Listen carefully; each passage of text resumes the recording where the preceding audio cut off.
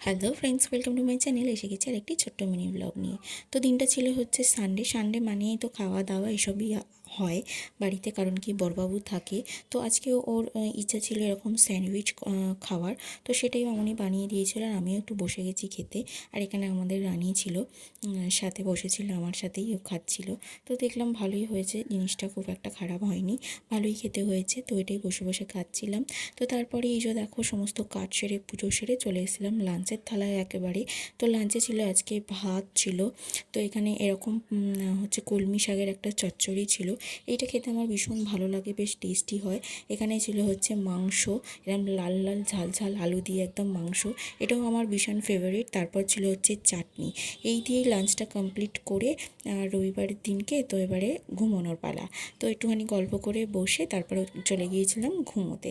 তো ঘুম থেকে ওঠার পরে আজকে আসবে বিকালবেলা আমার মা বাপি, ভীষণ আনন্দকর একটা ব্যাপার। তো আমার মা বাবিকে আমি অনেক দিন বাদে বাদে দেখি, যাইও এবারে অনেক দিন বাদে বাদে ছাড়া তো খুব মিস করি। এই যে দেখো মা বাপি চলে এসছে, আর এই যে বড়বাবুকে দেখলে ড্রেসটা দেখছে, ওটা হচ্ছে আমার মা বাপি ওকে পয়লা বৈশাখের জন্য গিফট করেছে, আমাকে একটা ড্রেস গিফট করেছে।